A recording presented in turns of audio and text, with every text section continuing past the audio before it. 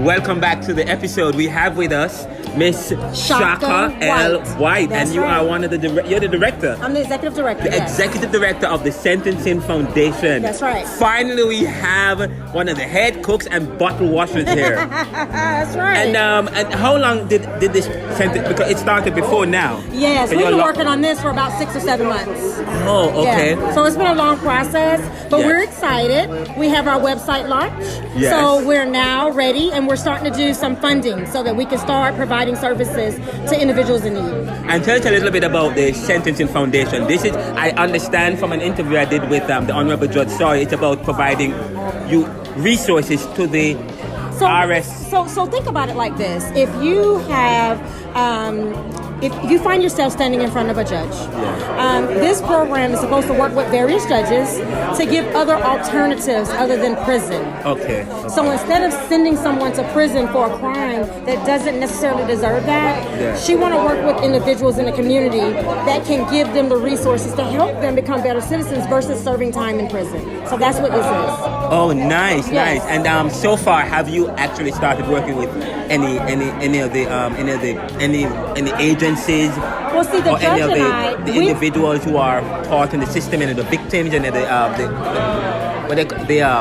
persons who are incarcerated. So let me tell you how this started. Yes. So I worked with the judge, but I was also a vice president of human resources. Okay. So I was the VP over a global organization, and so what the judge did was she asked me to hire 5 individuals that served 25 plus years in prison. Okay. So they came out of prison. They didn't know how to work a cell phone, anything, and so I hired them, paying them $30 an hour. Yeah. And then the judge also found someone that would transport them from their house to the job that I got them. Yeah. So she has been doing this for a while. Yes. This is just her first time really getting her own foundation together. So she's been helping individuals for a while. Great. Yes. Well, thank you so much. And we will actually have a follow-up interview with you. Sit down and talk with you some more Absolutely. I look forward about to it. the progress and how you. Now, if people want to give or to donate, they go. Where do they go? So they need to go on our website, which is www.fds.org. Again, www.fds.org. That's right. Guys, we're talking with Shaka L. White, That's the right. executive director of the Sentencing Foundation, working to create change in Philadelphia and in communities. And I hope other people can learn from this That's right. initiative. Has That's anyone right. given you a phone call or reach out to you guys, the other judges? Well, you can call me if you would like. My phone number is area code 215-251-0892. There we go. Thank you so much, and we'll be in touch. Thank you. This is the Neoliberal Around podcast, coming to you live from Philadelphia, Pennsylvania. We'll be right back after these messages. All Beautiful right. lady.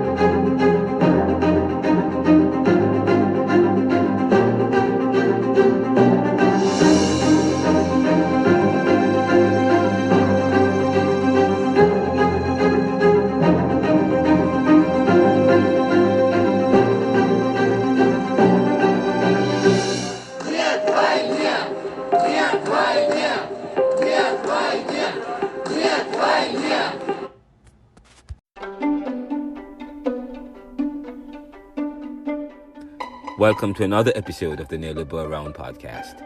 I'm Ronaldo McKenzie. This is the audio version of the series on the first part of the series on the Sentencing Foundation. And we released the bonus version of this particular episode, and it's entitled The Launch of the Sentencing Foundation, and it's the bonus launch, and that's available in videos. All of this particular, or most of this episode, is available in video, except a few of the segments that we will carry on this, as well as some 15 minutes of added commentary. So if you can get the video on the Spotify platform if you go to season 5, episode 1 bonus. And this particular episode features the full episode with some comments and some interviews that you will not get if you access just the bonus. So welcome to this particular episode. This is the full episode and you will get the full experience. Earlier we had the executive director who we interviewed briefly there, and we carry that, but we will carry her opening address as well as the opening address from the as well as an address from the director of operations.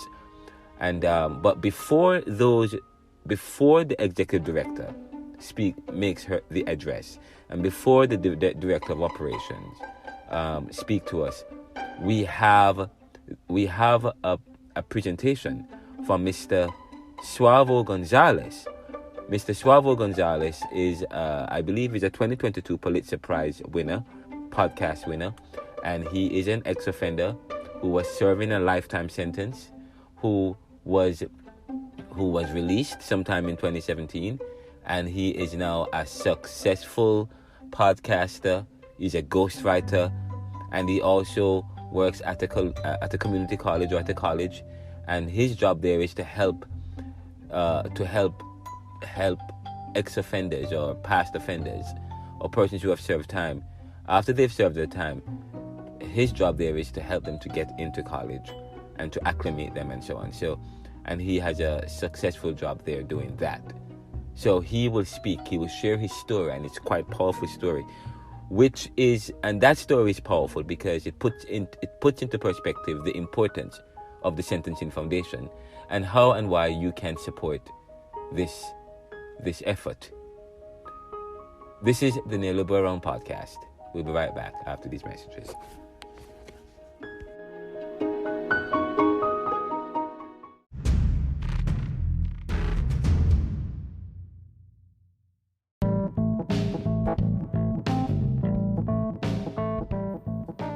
My name is Suavo Gonzales, and I was 16 years old when I stood in front of a judge, and I was sentenced to life in prison without parole.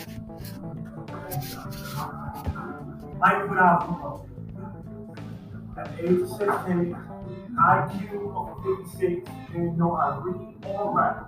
I ended up in grad school prison because I played by the code of the streets, and I didn't want to snitch on somebody so they gave me a case. And I went to prison. I spent 7 years in solitary confinement. Taught myself how to read.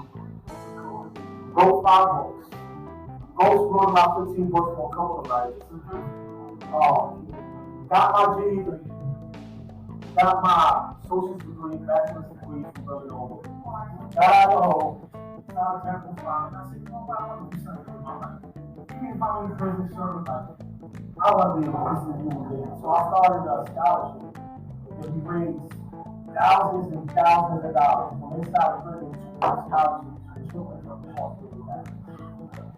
And people was like kind of laughing at me, like, why are you doing this? You never go home. And I'm like, I just want to be prepared in case one day the law changes. I'll be prepared. In 2012, Supreme Court ruled that it cannot keep you and I in prison for life. So I was automatic. The city, 40 days, challenged it. We had to wait another 5 years. They made a retroactive. I came home November 20th, 2017. So I came home.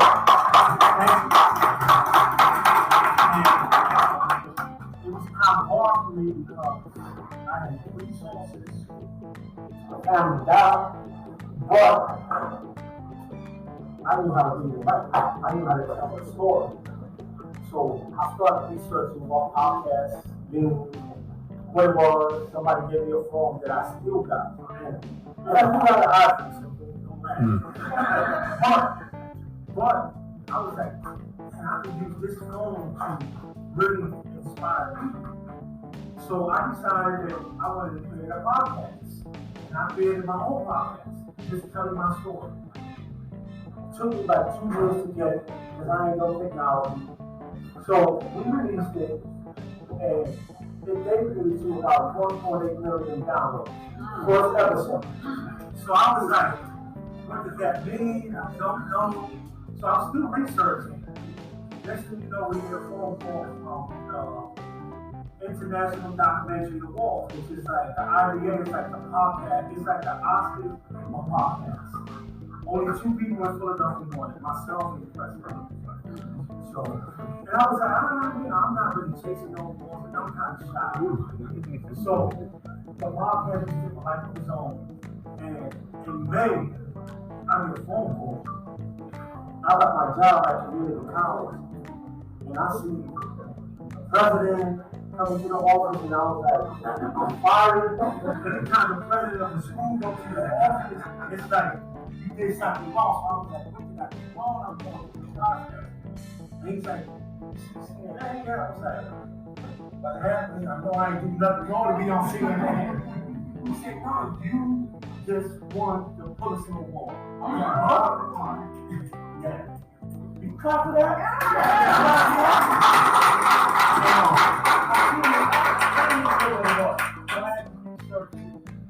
And I was like, wow. So a couple of weeks ago, I went to New York, Columbia University, to the South.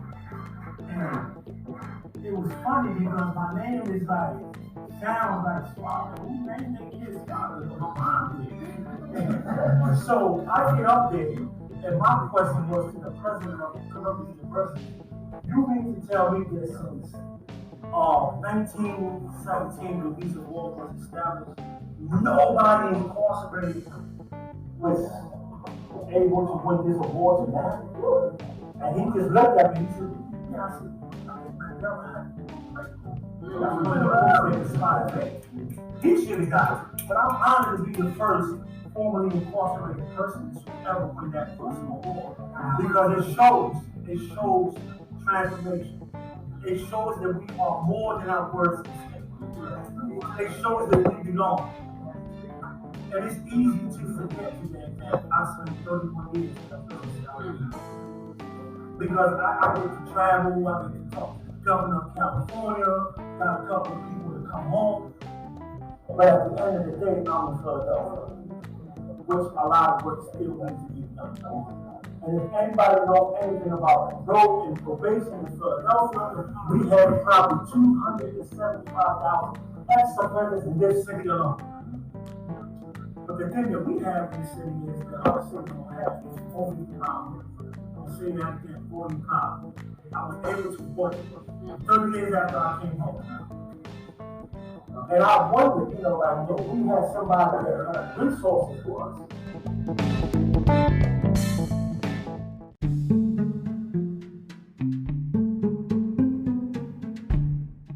That's quite interesting. He just said that one of the things that Philadelphia has that other cities do not have is voting power.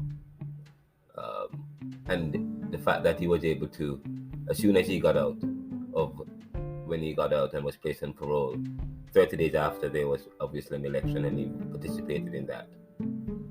And it begs the question whether or not there is political will to do anything if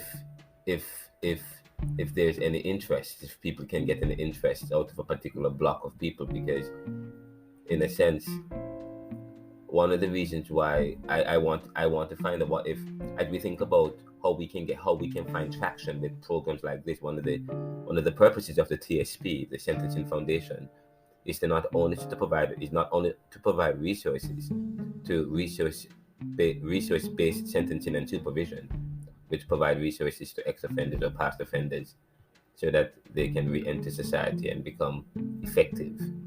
But also, they also want to, this is a pilot program. They want to sell this to other places, because if it works in Philadelphia, why not? Well, it will work elsewhere. But one of the things that we will point out is the fact that where is the buy-in? How can we find buy-in? One of the reasons why we might find tremendous buy-in and efforts like these is when there is some kind of interest to be gained in a sense, because parolees have voting power. What about other cities and their parole? Do they have voting power? And if they don't have voting power, is it something that we can do, probably, to get other cities to have ex-offenders that have that right to vote, so that they can do and take steps and apply initiatives such as these? But it's quite interesting that he should point out that. That's a very important point, and it's something that we can probably study to see, to look at various cities. Look at various cities, what happens in various cities in terms of incarcerations and ex-offenders and their ability to vote, and the initiatives in those cities, and whether or not this ability to vote is one of the driving, or can be a driving or sticking point. But let's continue with with this powerful story from Suavo Gonzales.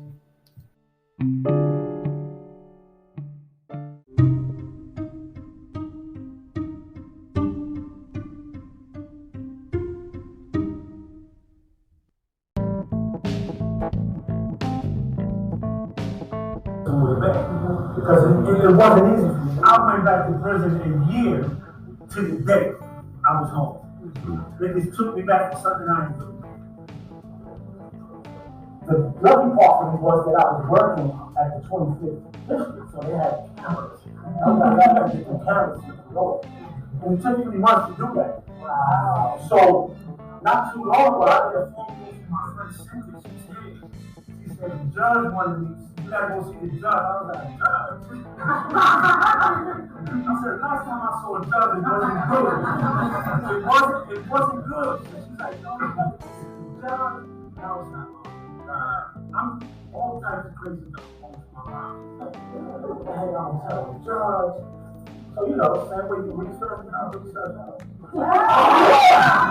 You gotta understand, I'm in media, I do media in the school. So I go in there, and I was blown away by what I saw. I sat in the courtroom first and watched it go to work. I was like, oh, man, I should instead of the front of they brought me here. But the bottom line is that we need people that understand the people where we come from.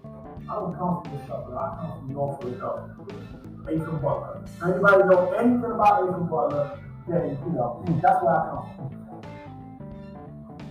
So for me to be involved in doing this work, because today I am the support coach overseer of the Iron Ball program at the community college. What that means is anybody that's coming home that's been impacted by the system, they can come to me and I will get them in college. Guaranteed. Guaranteed. That's what we do. That's what we do. That's my job. Almost. So,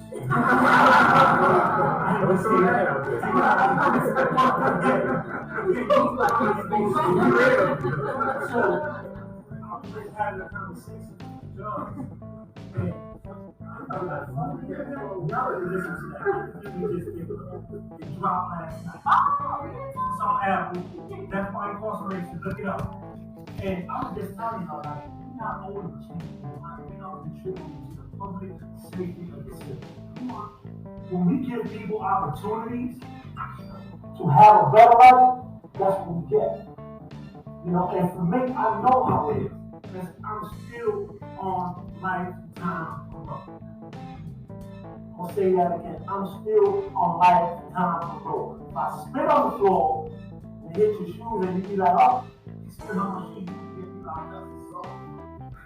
Exactly.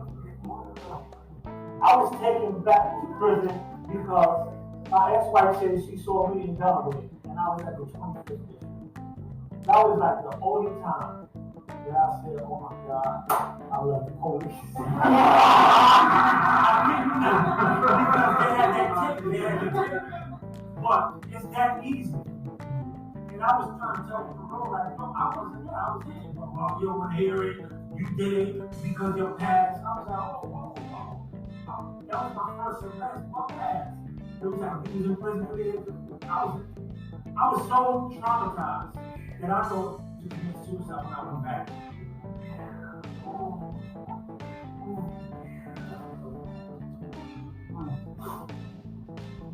Because I came home and I was doing everything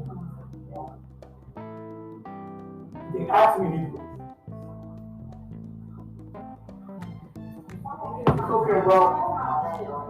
So for me, doing this work is personal. And I ask everybody that's watching live on Facebook, we need to support her.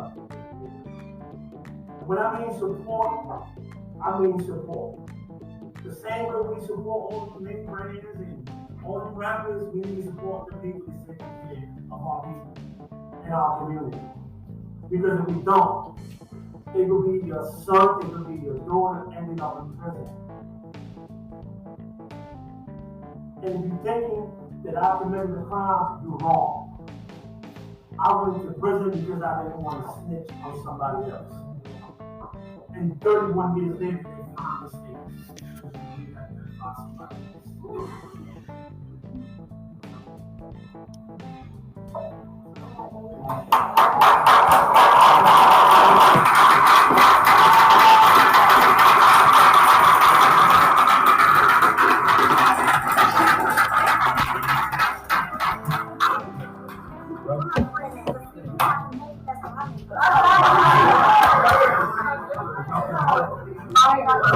We're near the Brown podcast, and that was just Suavo. We just spoke powerful story.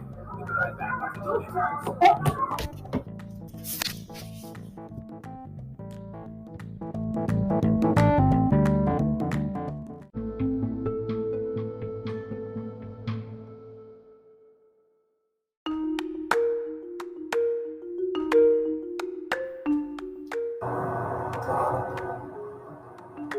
That was Suavo Gonzales yesterday, and that was quite indeed a powerful story. Welcome back. And again, this is season 5, episode 1. And this episode is part of a 2 to 3 part series that we're doing on the Sentencing Foundation that just completed their launch of their website, www.thesentencingfoundation.org. And I have a question for you, and let me see if you're listening to Suavo closely. And we have a poll that's going on the Spotify platform and several other platforms. The question is, how many ex-offenders are there in Philadelphia alone? How many ex-offenders are there in Philadelphia alone? And we have several choices you can choose between. Is it 20,000? Is it 30,000 or 300,000? Is it 1.5 million? Is it 275,000? Whichever the case, you have a choice. You can participate by going to the community page. Now, most of the offenders, most of the ex-offenders are black and brown people from communities ravished by poverty, low incomes, and rising crime and violence. And of course, we talk about relative depravity. And relative depravity the theory suggests that where there is high income inequality and poverty, there's high crime and violence. Now, in retrospect, we did a podcast series on what's life like living in Philadelphia. And it's not relative depravity, but relative deprivation, which is part of social materialism or Marxist materialism, looking at the relationship between income inequality and crime and violence in certain societies. Let's continue. Where many people suggested that a fathers' movement was needed, as younger men are beset by crime and violence, and are without responsible fathers. However, many of the fathers are incarcerated, and the lack of resources for ex-offenders create further challenges in rehabilitating these offenders or ex-offenders, and the cycle of incarceration and lack of fathers continue. However, judges are coming together to help. Judges are coming together to help, not just locking up. They're not just locking up offenders, thinking about that, but they're as a way to solve some of the problems. but they realize that the problems go beyond that, and those create even further problems. So they're coming together and are creating a way, led by the Honorable Judge Stephanie M. Sawyer, who we had on this show, and we interviewed her some time ago, and we carried another show with her again, a retake of that show, just featuring her talking about this particular law and what judges are doing to create, to stem recidivism and mass incarceration. But judges are coming together. They're coming together, not just locking up offenders, but creating a way that rehabilitates them, rehabilitates ex-offenders, so that these offenders can re-enter society with the necessary, having access to the necessary resources, so that they can provide for themselves, their families, and their communities. Now, Suavo Gonzales is a former inmate who is now on parole, lifetime parole, and he shared a powerful story earlier about how his placement on parole was not easy, but was he was able to access resources through uncertainty, or despite the uncertainty, which has helped him to become an empowering figure to other parolees today. He's also a ghostwriter, having written several books, and he's a Pulitzer Prize winner of a successful podcast with a successful career at a community college. Suavo was at the web launch and made a vital comment about the importance of the foundation, and said that without opportunities, then these ex-offenders coming back into society, or people on a whole, without opportunities, they can't live responsible and effective lives, advancing society. Therefore, the foundation plays a pivotal role in raising awareness about mass incarceration and provide resources that help what is known as the resource-based sentencing and supervision program that they have. So they said, and you will hear, we're gonna play a video of the executive director and the operations director talking about the program and what it's about. But it provides logistic support to the resource-based sentencing and supervision. And that's another program that provides the resources to the ex-offenders.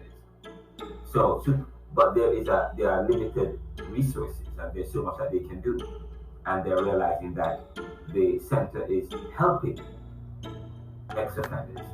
So this particular sentencing foundation here was established or created to help to coordinate and to raise awareness about the resource-based sentencing supervision, and to help to provide resources and to raise funding for resource-based sentencing and supervision. So it plays a pivotal role in raising awareness about mass incarceration, provide resources that helps the RBS, which provides resources to inmates, ex-offenders, and parolees. So now this series will feature one more powerful story from an ex-offender who is now running her own re-entry program in Philadelphia. We won't have it in this episode, but we will have it on the next episode, or the third one, probably the third episode. The next episode will be completely audio. This particular episode is in video and audio, and we will have those coming up for you. In addition, the series will feature other interviews from judges, attorneys. I think we spoke with Brian F. Humble Esquire, who is a defense attorney, and we also spoke with Nicholas J. Renzi, which is another attorney. We spoke with several attorneys, several stakeholders, which is quite powerful. Now, we want to listen to the director of operations and also the executive director, who spoke about the foundation and talked about the logistics of it, the operations of it, and more information that they have. So we will have that recording for you just now. Let's bring it up in a second.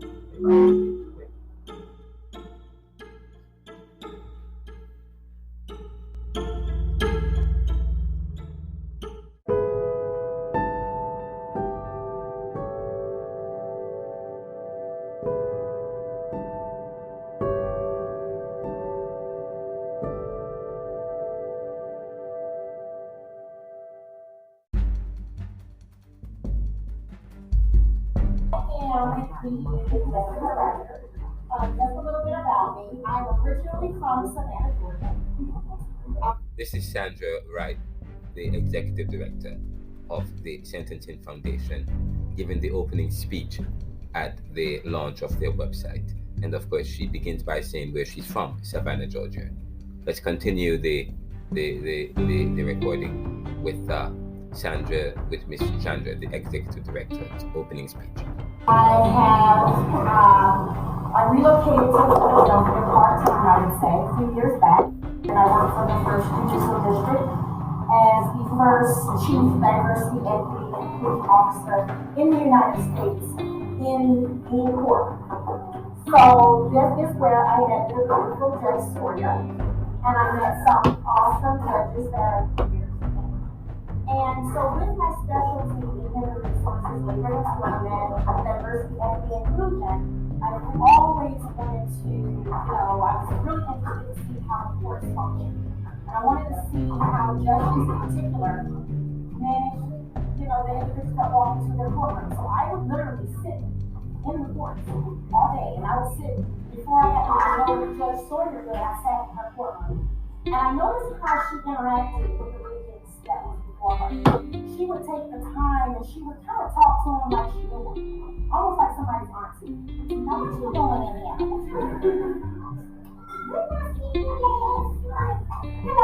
And she would talk to them, and I saw how the litigants would respond to her. They started listening, and they started telling, not I would say a story, but they started telling their story.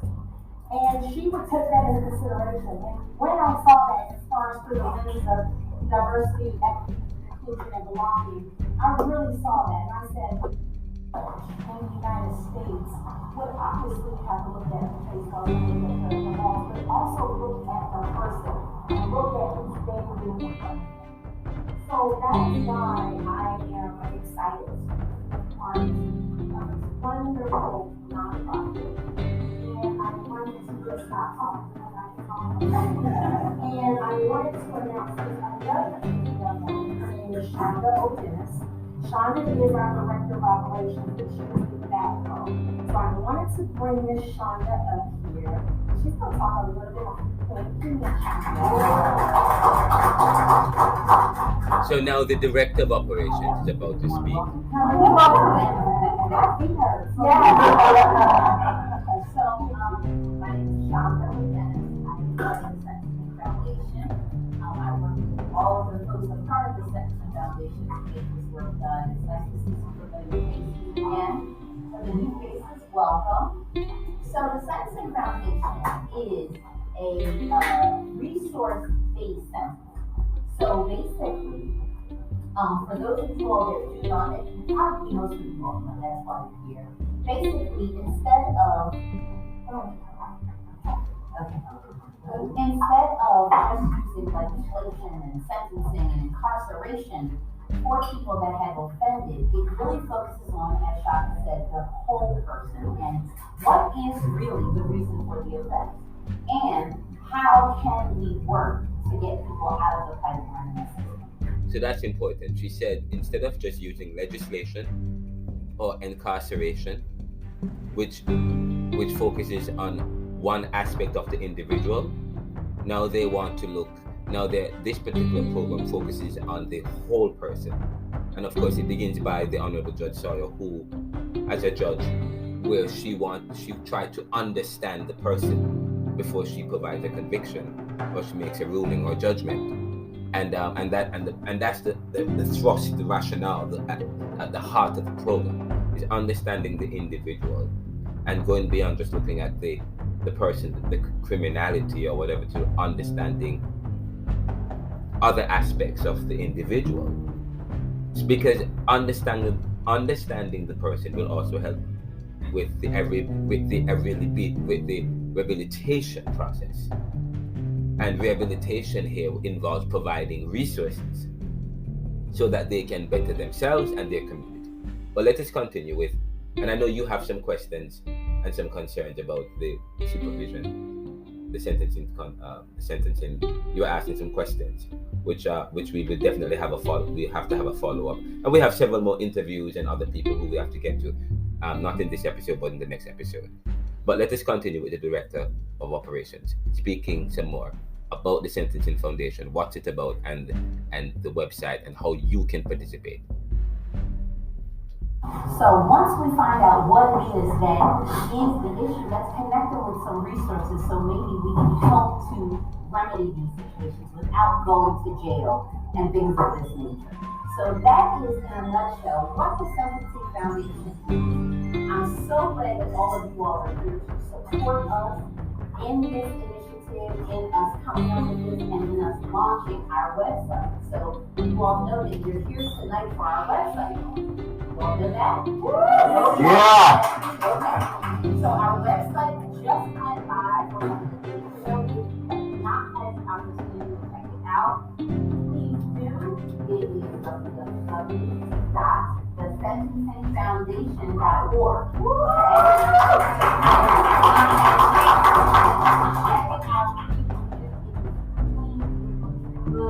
It tells you all about who we are, what we do. It tells you about the individual folks that we are and our contributions and why we are here supporting this. And it also, I won't say most importantly, but I'm just letting you know, it has a donate now button. It has a donate now button. Please feel free to click that button and donate. Wait, I say something real quick. So I say something to my cousin. I really don't like it. So again, I'm from Georgia, so I'm related to everybody. I'm sorry. So I'm gonna teach you a word, right? So we can this out. Jingles. So we want some jingles, not necessarily money, but we want some jingles. I know the jingles sound like they make some noise, but that's what I say. Okay, do my jingles. Okay. All right. You good? What she said. So yes, I want to thank all of you all for coming. Judge Sawyer has done so much beautiful work, and all of us have done so much work to get this to be a part.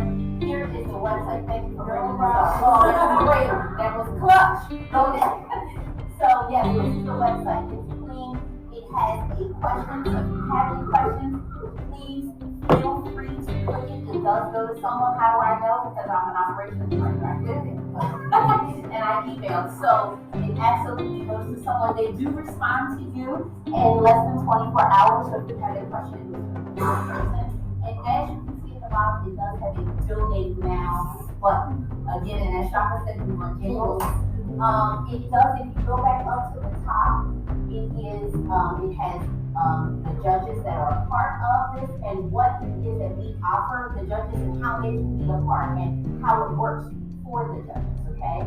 It has the reform, what they're about, the resources, it talks about the resources. So actually, I'm one of the resources I became a part of this because I am, in addition to other certified life coach, and the judge has referred some folks to me as a part of, hey, I don't know what's going on, I don't know what I'm doing, and so for yourself, well, hey, listen, I have someone you can talk to that can help you along, get some things squared out for you. So the resources, and there are a lot of other resources here tonight. I know I've met them, so please feel free to mingle with folks and get to know who's in the room and things of that nature. It has the about us, so it gives you who we are and what we're about, and then it has the bios of all of the folks that are on the board and Judge Sawyer.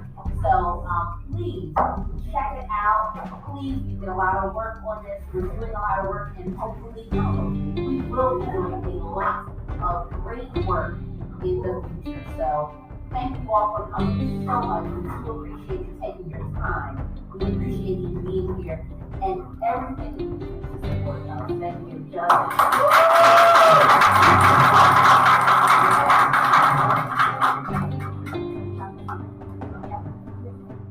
That was the Director of Operations speaking at the launch of the web release of the Sentencing Foundation. And of course, again, you can visit them at www.thesentencingfoundation.org. Don't forget to put the definite article before sentencing when you enter it in the URL. The Neil Go Around podcast. We'll be right back after this.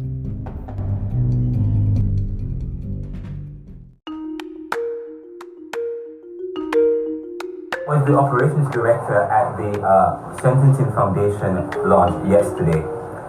And I just want to reiterate here that it is important to point out, in relation to Suavo's statement about providing opportunity and its lack in society, equal opportunity is an affront to inequality and advantage or gains that some people have and want to maintain. So, if providing opportunities means others will come up, then those who are ahead, which is the case in society, may be suspicious of the competition from the uprising, based in opportunity and equal access, and may be slow to provide any opportunity, and or may prefer to limit opportunity. So the question is, it will be interesting to follow how this effort will take shape and form, and whether it will find support in other communities nationwide.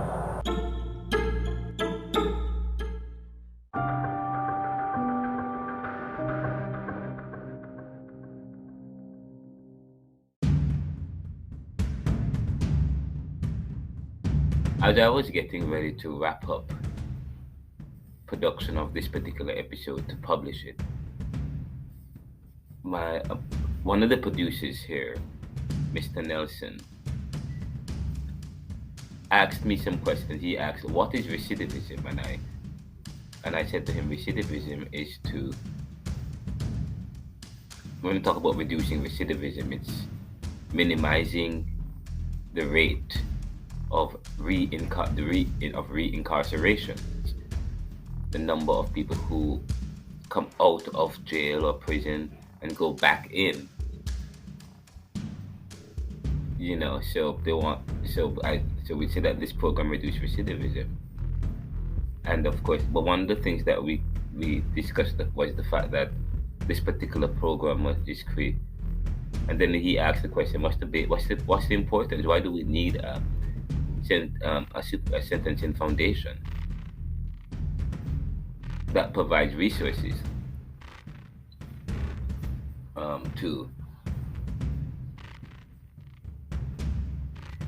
to the RBS to provide resources to ex-offenders?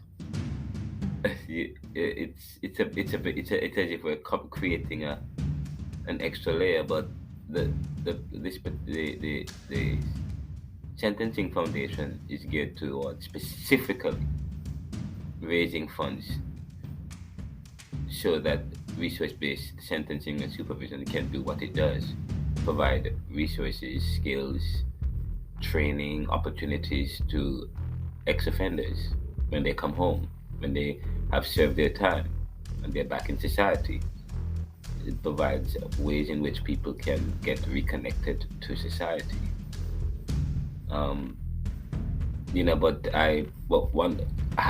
While talking about this, we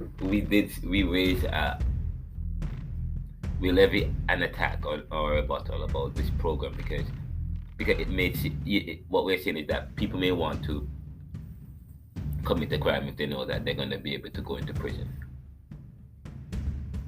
and leave, and when they have served their time, they can come out and get access to what they would not get access to if they did not go to prison.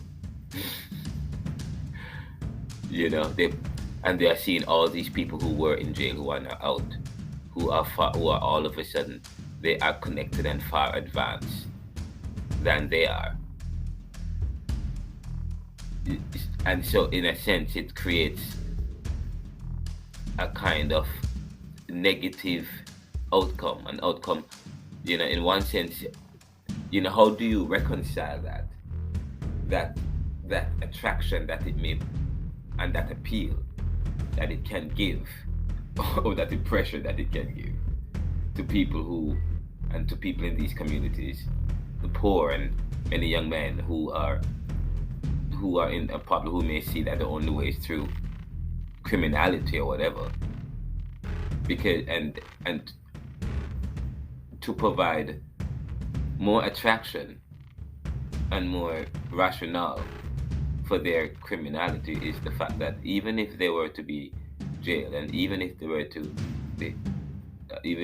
go to prison and they become inmates, whatever the case is, when they are released, when they get out, they would have gotten, some of them become lawyers, probably politicians, own businesses and run centers and so on and so forth. And so, I said to Dante earlier that in Jamaica, there was a situation in the 80s and in the 90s and up to the 2000s where many people in Jamaica, a lot of people in Jamaica and in the global south, in the Caribbean, it wasn't a problem finding people, or some people, to young people, or some people, doesn't matter, young or whatever the case is. It wasn't difficult to find people to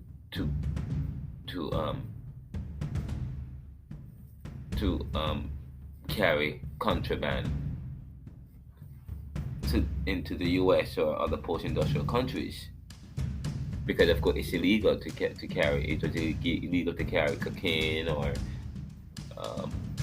marijuana, any kind of contraband, any kind of hardcore drugs, narcotics on planes and between borders. So of course there are laws against that, but people find their way around it.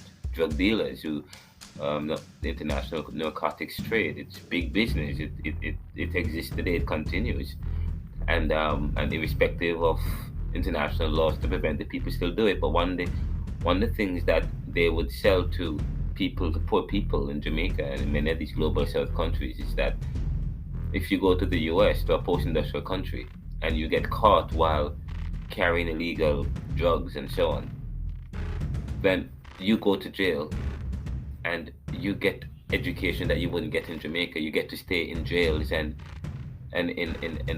have access to certain luxuries that you would not have had if you were in your country, or that's part of the argument in a sense. And so it was difficult to prevent many people, or discouraging many Jamaicans and many of these countries as well, from people from wanting to take jobs that involve from drug dealers that involve smuggling narcotics across the border, whether through land or the air or boat or whatever the case might be. Some of them, they put it in bags and ingest it or whatever, and depending on the kind of drug that they are smuggling or whatever the case is. But they would be if they do it, they are paid thousands of dollars. And if while doing it they're caught, it's still worth their while, because they get to stay in a better prison, they get access to education opportunity. When they're released, they go back to their country. I mean, so in a sense, how do you reconcile that? But does that prevent people from wanting to support a program that involves improving the lives of people who re-enter society after they've served their time, though? Because in a sense, we have a responsibility to help those people, in a sense. And you may say, well, what responsibility do we have to help people who have committed crimes and caused and victimized the other people, in a sense?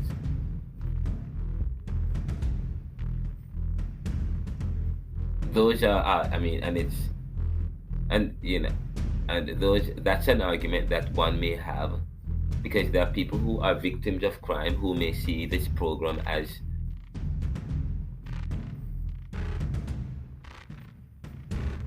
an affront, an antithetical to responsibility, accountability, and even to an affront to the victim, and how the victim, but the fact of the matter is, if people have served their time and they are back in society, and we are trying to rehabilitate people back in society, then the argument one must have to consider is they have children as well. They have to take care of their children, and also they can also help with empowering others coming up behind them, and in so doing we are minimizing the possibility of more crime and violence from those who are coming behind or coming up fatherless and who are within this cycle of violence and crime. So it becomes a moot argument, because this particular argument trumps all argument. Because in a sense, the fact that there's crime and violence and the cry for fathers movement, and the fact that prisons are putting out, if they have a strong program like this that helps to strengthen and empower people to be better and to live improved lives. And there are many reasons why people commit crime, part of which is because of lack of resources in society. The program should also be extended not just to providing resources for people who are re-entering society after they've served their time, but men and women in these vulnerable societies who have to look to the underground economy and to other means and develop other ways in order to make ends meet.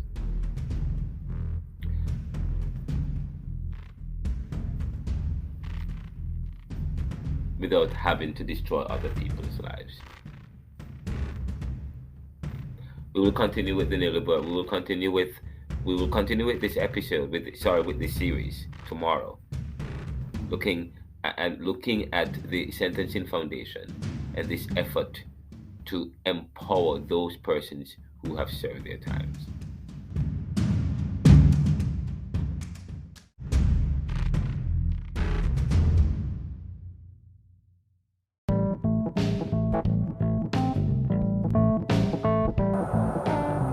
And as I wrap up this episode, just want to remind you that this episode is available anywhere you get your podcast stream, including Anchor.fm.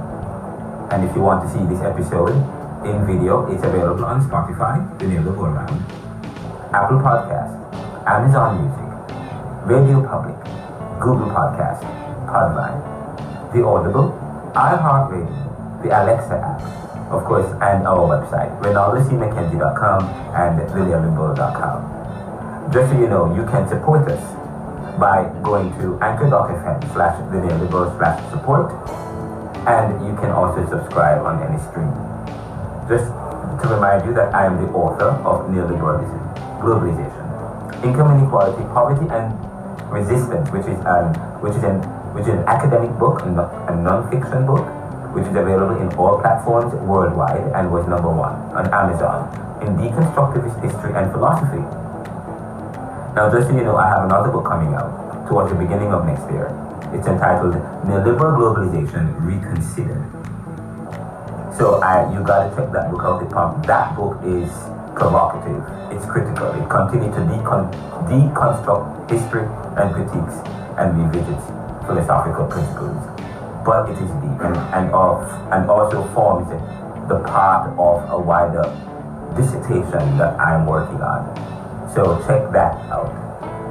Of course, you can visit us at www.theneoliberal.com, and I should be back at JTS, Jamaica Theological Seminary, lecturing Caribbean thought as I did before. I'm looking forward to that. Looking forward to some of the new ideas and new concepts and the ways in which people continue to think about concepts in the world from a Caribbean diaspora, so on and so forth. This is the Neoliberal Podcast. Welcome.